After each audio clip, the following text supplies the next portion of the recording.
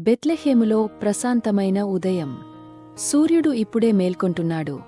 దావీదు ఒక గొర్రెల కాపరి. అతను గొర్రెలను ప్రేమతో మరియు శ్రద్ధతో చూసుకునేవాడు. దావీదుకు దేవునికి పాటలు పాడడం చాలా ఇష్టం. ప్రతిరోజూ పాటలు పాడుతూ ఉండేవాడు.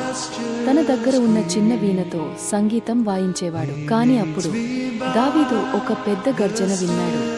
ఒక సింహం ఒక గొర్రెపిల్లను పట్టుకోవడానికి వస్తోంది. కాని దావీదు భయపడలేదు. అతను ఒక రాయిని తీసుకుని తన వడిసెలను తీసుకుని సిద్ధంగా ఉన్నాడు. దావీదు సింహంతో పోరాడి దానిని చంపి గొర్రెపిల్లను కాపాడాడు. తరువాత గొర్రెపిల్లలు క్షేమంగా ఉండడం చూసి దావీదు సంతోషించాడు.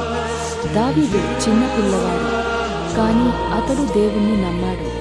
అది అతన్ని చాలా ధైర్యవంతుని చేసింది. కాబట్టి పిల్లలు, మనము యేసయ్యను నమ్ముకుంటే మనము ధైర్యంగా ప్రతిదానితో పోరాడగలము మరియు జయించగలము.